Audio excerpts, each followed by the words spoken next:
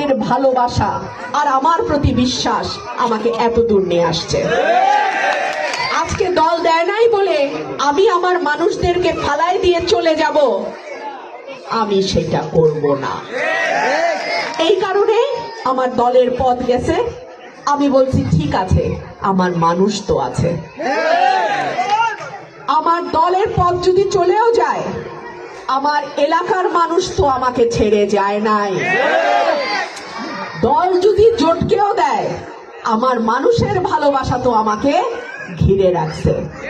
সুতরাং আপনারা যতক্ষণ পর্যন্ত আমার পাশে আছেন, পৃথিবীর কোনো শক্তি নাই ইনশাআল্লাহ আমাকে আমার লক্ষ্য থেকে দূরে সরায় দেয়। কি আমার লক্ষ্য?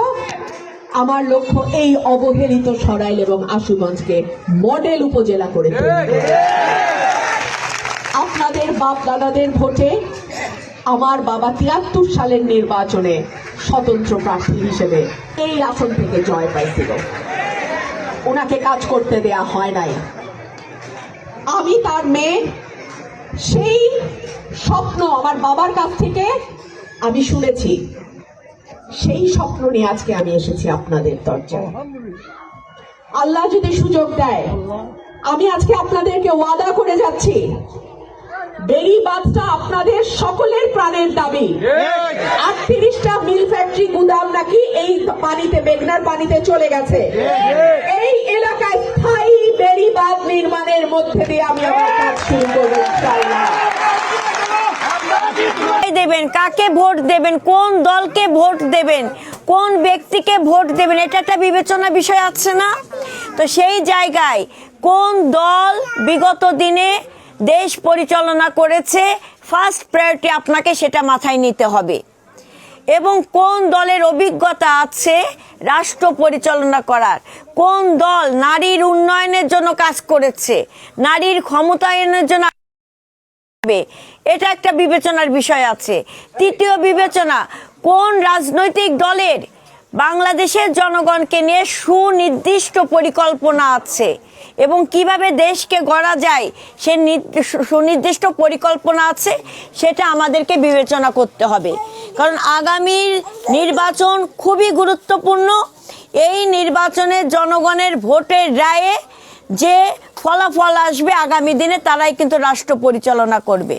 তাই আপনারা কেউ কখনো এই গুরু দায়িত্ব অবহেলা করে, অলসতার কারণে কেউ ভোট কেন্দ্রে যাবেন না, কিংবা যদি আপনাদের কেউ কোনো ভয় ভীতি প্রদর্শন করে তা রুখে দিয়েও আপনাকে ভোট কেন্দ্রে আমাদেরকে যেতে হবে, তাই না?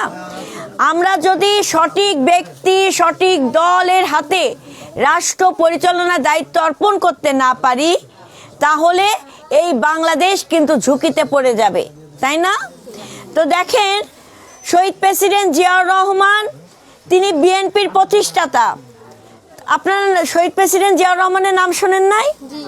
এবং তিনি স্বাধীনতার ঘোষণা দিয়েছেন, রণাঙ্গনে যুদ্ধ করেছেন, আমাদের স্বাধীন বাংলাদেশ উপহার দিয়েছেন।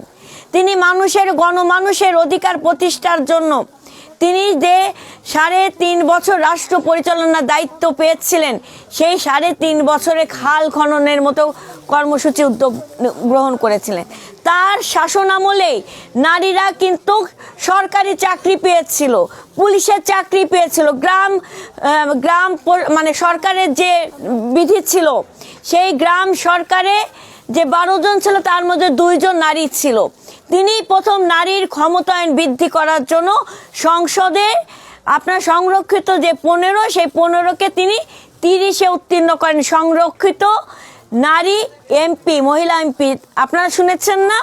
আবার পরবর্তীতে দেশনেত্রী বেগম খালেদা জিয়া এই নারীর ক্ষমতায়নের জন্য 30 থেকে 45-এ উত্তীর্ণ করে।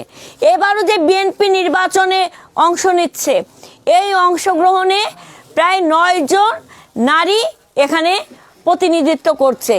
আর কোনো রাজনৈতিক দলের কোনো নারীরা কিন্তু প্রতিনিধিত্ব করছে না। অর্থাৎ তারা একটা জনসংখ্যা, বাংলাদেশের মোট জনসংখ্যার অর্ধেক জনসংখ্যা কারা? নারীরা। আর অর্ধেক কারা? পুরুষ। তাহলে এই অর্ধেক জনসংখ্যা নারীদেরকে নিয়ে তাদের কোনো পরিকল্পনা নাই। পুরুষদের নিয়ে তাদের কোনো পরিকল্পনা নাই, কৃষক, শ্রমিক, জনতা, মেহনতি মানুষেরকে নিয়ে তাদের কোনো পরিকল্পনা নাই। সেখানে বিএনপির ভারপ্রাপ্ত চেয়ারম্যান দেশনায়ক জনাব তারেক রহমান দেশ গড়ার যে অঙ্গীকার করেছেন, সেই অঙ্গীকারে তিনি সুনির্দিষ্ট 8টি বিষয়ের উপর তিনি পরিকল্পনা গ্রহণ করেছেন। তিনি নারীদেরকে আর্থিকভাবে স্বাবলম্বী করার জন্য ফ্যামিলি কার্ড প্রদান করবেন আগামী দিনে বিএনপি ইনশাল্লাহ ক্ষমতায় আসলে, জনগণের ভোটে নির্বাচিত হলে। সেই ফ্যামিলি কার্ডের মাধ্যমে আমরা প্রত্যেকটি পরিবারের জ্যেষ্ঠ নারী সদস্যের নামে আমরা ওই ফ্যামিলি কার্ড প্রদান করব। থানা জরিপের মাধ্যমে এই ফ্যামিলি কার্ড আমরা বন্টন করা হবে। সেই ফ্যামিলি কার্ড পাওয়ার জন্য কোনো মেম্বার, চেয়ারম্যান কিংবা কোনো নেতাকর্মীর কাছে আপনাদেরকে যেতে হবে না, সরাসরি সরকার থেকে আপনারা সেই ফ্যামিলি কার্ড পাবেন। ওই ফ্যামিলি কার্ড যখন আপনার হাতে থাকবে তখন আপনি আর্থিকভাবে সচ্ছল হবেন, আপনার নিজের ভিতরে একটা কনফিডেন্স কাজ করবে এবং আপনি ওই কার্ড দিয়ে প্রতি মাসে 25 কেজি চাল, 5 কেজি আলু, 2 কেজি ডাল, 2 লিটার তেল, 1 কেজি নুন আপনি কিনতে পারবেন। এই যে এটা কি হলো, এটা আমার একটা আস্থার ভরসার জায়গা স্থাপন হলো। আমার পায়ের তলার যদি মাটি শক্ত থাকে তাহলে আমাকে কি যে কেউ হেলাই ফেলাই ফেলতে পারবে? পারবে না। অর্থাৎ নারীকে আর্থিকভাবে স্বাবলম্বী করা, নারীর ভাগ্য উন্নয়নের জন্য বিএনপি এইরকম আরো একাধিক যুগান্তকারী ভূমিকা রেখেছে। কর্মসংস্থানের ব্যাপারে বলা হয়েছে, সেখানে আমাদের তরুণ প্রজন্ম যারা আছে তাদের আমরা প্রত্যেকটি মানুষকে নিয়ে তারেক রহমান ভেবেছে। তিনি বলেছে আমরা জনসংখ্যাকে জনসম্পদে পরিণত করব।